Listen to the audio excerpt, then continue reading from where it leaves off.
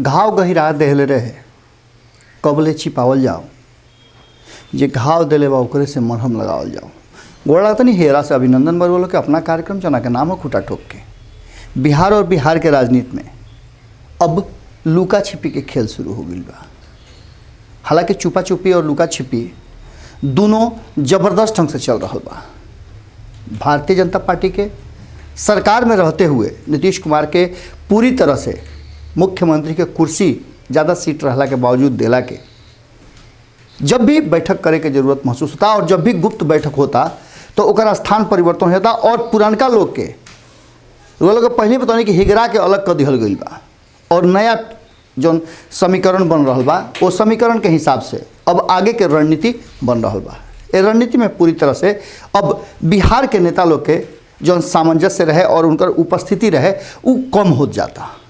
हालांकि नेता बिहारे के बाण लेकिन अब वो गाइड होता रहा सीधे केंद्र से और बिहार में जो नीतीश कुमार के बीच के लॉबिंग रहे ओकरा के धीरे से समाप्त करे के स्थिति सामने नजर आ रहा बा।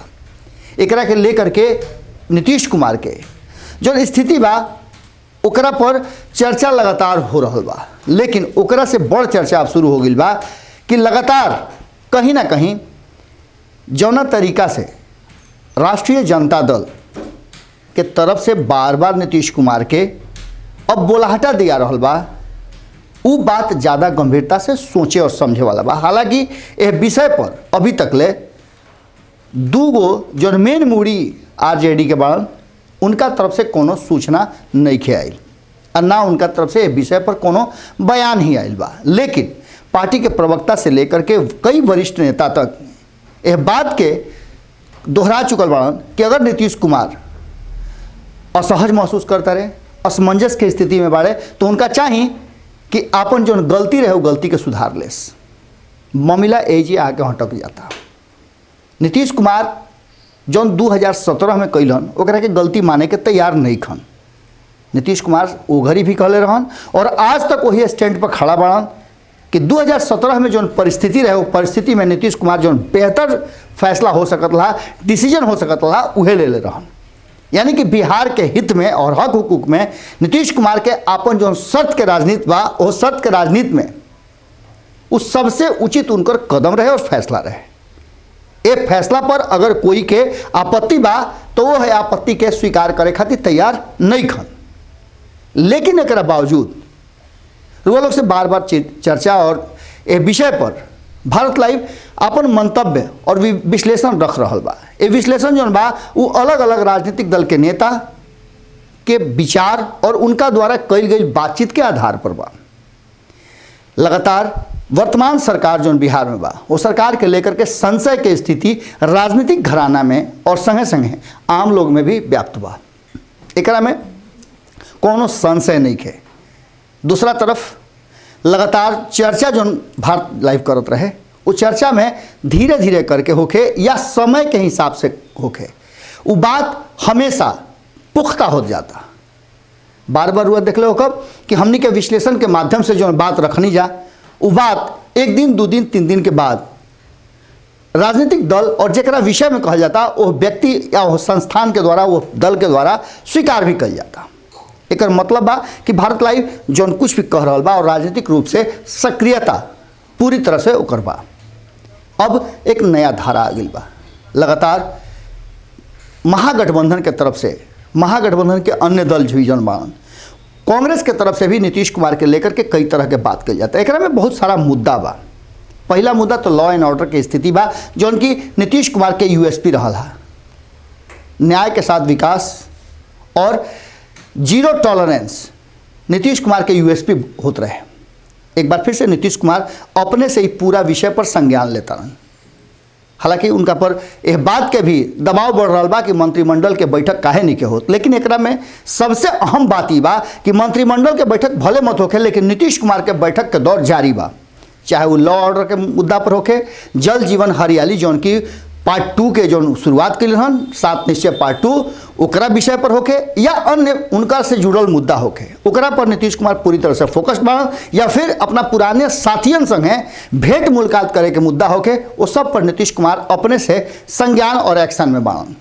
नीतीश कुमार के जो पंचरत्न रहन उनकर अब उपस्थिति या फिर सक्रियता रुआ कम नजर आवत हुई। कारण कि नीतीश कुमार अपने से सारा विषय पर संज्ञान लेना शुरू कर दिले बाड़े। बिहार में कैसे सृजन हुई रोजगार के यह विषय पर नीतीश कुमार भले ही मुखर मत होकस, लेकिन इंटरनली वो तैयारी शुरू कर चुकल बाड़े। कैसे पर्यटन के बढ़ावा दिया जाओ, ओकरा खातिर राजगीर में जा करके और जाके निर्माण कार्य के समीक्षा करना या फिर पटना एयरपोर्ट के समीक्षा करना, ये सब उनका कार्य में जुड़ल बा। एकरा साथ साथ वो अलग अलग जगह रुआ पता बा कि 2 दिन पसे लगातार बैठक चलत रहे भारतीय जनता पार्टी के वैशाली में, और यह बैठक के बाद नीतीश कुमार के भी दौरा हो गई। एकरा बाद रुआ पता बा कि हाल फिलहाल में जमुई दौरा कैले रहन, जहाँ महावीर के जन्मस्थली रहे, ओजा भी जाकर के दौरा कैलन। अब नीतीश कुमार पूरी तरह से एक्शन में नजर आवत रहन, लेकिन उनकर एक्शन पर भारतीय जनता पार्टी संतुष्ट या खुश नहीं खे नजर आवत। मंत्रिमंडल के विस्तार के लेकर के भी जो कुछ भी बात कही जात रहे, आखिरकार वो मंत्रिमंडल के विस्तार टल गई। कारण चाहे जो भी होके, भारत लाइव पहले भी रुआ लोग देखौले रहे और बतौले रहे कि कहीं ना कहीं सामंजस्य के अभाव बा, और नीतीश कुमार जो कह रहा बाड़े ओकरा पर भारतीय जनता पार्टी पूरी तरह से अपना के फिट नहीं के बैठावत। भारतीय जनता पार्टी चाहता कि नीतीश मंत्रिमंडल में उनका अनुसार अब चीज़ तय होके, लेकिन नीतीश कुमार यह बात से इत्तेफाक नहीं खन रखत। यह कारण बा कि कहीं ना कहीं मंत्रिमंडल के विस्तार कुछ दिन खातिर टल गई बा। अब तो लगभग 1 महीना खातिर टल गई बा, चूँकि खरमास बा। एक साथ साथ नीतीश कुमार के ऑफर सिर्फ आरजेडी से नहीं खे, लालू प्रसाद के लेकर के भी और नीतीश कुमार के लेकर के भी कहीं ना कहीं एक बार फिर से लोजपा के तरफ से मुखर जो वक्तव्य बा वो आवे लागल बा। एक तरफ जहां लालू प्रसाद के लेकर के नीतीश कुमार के बयान आई रहे, और वह बयान पता बा कि सदन में जब वो कहले कि भाई जैसन दोस्त, तो यह बात के जरूर कहीं ना कहीं उनका मन में टीस रहे कि आज वो उनका से अलग बाड़े, और यू घाव बा जौन घाव लगातार नीतीश कुमार के भी कहीं ना कहीं दर्द दे रहा बा। 2017 के बाद जब भी याद कई जाला, जब भी 2015 में लालू प्रसाद के साथ चुनाव लड़े के बाद याद कई जाला, वो घड़ी तक नीतीश कुमार पूरी तरह से बिहार के राजनीति में और सरकार दोनों में डोमिनेट करत रहन। लेकिन ओकरा बाद उनका स्थिति धीरे धीरे कम होत गई, और 2020 में तो उनका स्थिति बिल्कुल ही भिन्न हो गई बा। जो नीतीश कुमार पूरा स्पार्क के साथ नजर आवत रहन, अब उनका वो स्पार्क में कमी नजर आ रहा बा। कहीं ना कहीं भारतीय जनता पार्टी के बढ़ल संख्या बल और नीतीश कुमार के घटल एकरा पीछे के कारण बा। लेकिन नीतीश कुमार हवे, कड़ी जोड़े के शुरुआत कर चुकल बाड़े। एकरा साथ साथ नीतीश कुमार कुछ ऐसा बयान नहीं खन दिहल चाहत जौना बयान से आगे चल के किरकिरी होके भावना में बह करके, जबकि नीतीश कुमार के ई प्रकृति के विपरीत रहला। कुछ ऐसा बात कभी कभी बोल देले बाड़न जौन बात आज भी उनका के कोट कइल जाला। जैसे चंदन विश्व व्यापक नहीं वाला बात कहले रहन, और वो बात के लेकर के 2017 में जब अलग भइले तो लोग सवाल पूछले रहे कि आखिर जब ये बात 2015 में उनका पता रहे तो फिर काहे चुनाव लड़ले लालू प्रसाद और उनका पार्टी के साथ। फिर ओकरा बाद जब 2017 में पुनः एनडीए के साथ भारतीय जनता पार्टी के साथ चल गए तो सदन के उनकर बात याद आवे लागल कि मिट्टी में मिल जाऊंगा पर भाजपा के साथ नहीं जाऊंगा। यह बात के कोट होखे लागल, और ये बात नीतीश कुमार पर कहीं ना कहीं बहुत भारी पड़े लागल। लेकिन राजनीति में ये सब बात के पिछुती कर दियाला। यह बात के आगे लेकर के एकरा साथ साथ नीतीश कुमार एक खाली फिर सदन में ये बात बोल दिले बड़े भाई जैसन दोस्त। अब एकरा बाद नीतीश कुमार कोई भी ऐसा बात नैखन कल चाहत कि जौन बात छोट हो जाए या फिर उनका पर भारी पड़े लगे।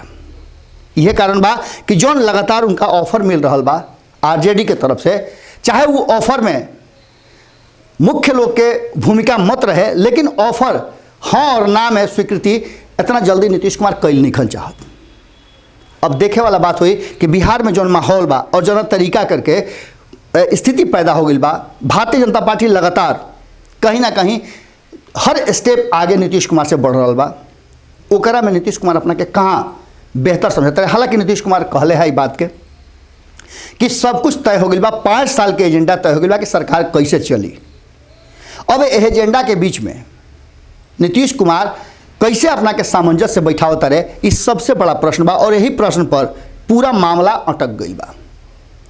लगातार भारतीय जनता पार्टी भी पूरा स्थिति पर नज़र बनौले बा।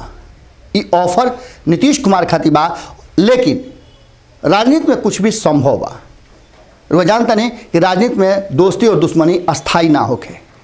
जौन ऑफर लगातार नीतीश कुमार के आरजेडी दे रहा बा, अगर आरजेडी के मन कोनो परिस्थिति में बदल जाता तो नीतीश कुमार खातिर भारी पड़ जाई। नीतीश कुमार वो स्थिति में नहीं खन कि वो भारतीय जनता पार्टी या फिर आरजेडी के छोड़ के कोई दूसरा विकल्प के तलाश कर सकस।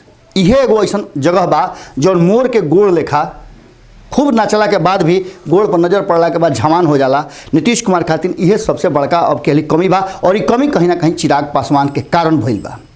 चिराग पासवान के यही से टारगेट पर रखले बड़न, और आवे वाला समय और विकट होके जा रहा बा। कारण कि भारतीय जनता पार्टी जितना अपना के समायोजित कर ली, जितना ज़्यादा नया जो टीम बनल बा और टीम के बेहतर ढंग से समायोजित कर ली, संबंधित कर ली और उनका के अपना काम मिशन पे लगा दी, ओकरा बाद नीतीश कुमार खातिर और मुश्किल होके लगी। कारण कि नीतीश कुमार के पुरनका जितना ठेहा रहे, जितना उनकर घर रहे, जहाँ जहाँ जा करके वो अपन दुखड़ा आ चाहे फिर दुख साझा कर सकत रहन, वो सारा घर के दरवाजा बंद हो गई बा। अब तो परमानेंट बुझाता कि प्रेम कुमार के और नंदकिशोर यादव ऐसा नेता लोग के जो उनकी वरिष्ठ नेता रहे हैं, नीतीश कुमार के साथ उनका राजनीति के शुरुआत भई रहे, उस सारा लोग के अब अलग करके उनका के अलग अलग खेमा में रख दिहल गई बा। साथ ही कई बैठक से भी वो लोग के बाहर रखल गई बा, जो इंटरनल बैठक और योजना बन रहा बा। ये सब बात नीतीश कुमार के जरूर चिंता में डाली। और दूसरा का सबसे बड़ा बात बा कि सुशील मोदी जो उनकी सबसे करीबी उनका सलाहिया रहे है और इंसाइडर रहे है भारतीय जनता पार्टी के, जो हर योजना के उनका के पहले जानकारी देते रहे है, वो भी अब उनका से दूर बाड़े और उनका से स्ट्रिक्ट कल गई बा कि उनका के बिहार के योजना से भी बाहर कर दिया गई बा। अब इस सारा स्थिति में नीतीश कुमार के सामने विकल्प बहुत सीमित हो जाता। ये विकल्प और ये अवसर कैसे करा के परिणत कल जाई, इस सबसे बड़ा बात। अभी तो नीतीश कुमार के चुप्पी बा आरजेडी के ऑफर पर, लेकिन ये लुका छिपी में कहीं ना कहीं बीजेपी के ध्यान पूरा एकदम लागल बा। मछली के पुतली रेखा भारतीय जनता पार्टी एक एक एक्टिविटी पर नजर रखले बा, और ये नजर रखे खातिर रुआ पते बा कि दू गो एक के जगह पर दू गो उप मुख्यमंत्री दिहल गई बाड़े, और संगे संगे भूपेंद्र यादव और कई गो ऐसा नेता बा जिनकर पूरा ध्यान बिहार के योजना पर बा, और ये रणनीति पूरी तरह से बन चुकल बा। अब देखे वाला बात हुई कि आरजेडी के ऑफर पर नीतीश के चुप्पी के कतना लुका छिपी आगे बढ़ता और कब तक ले लुका छिपी होता।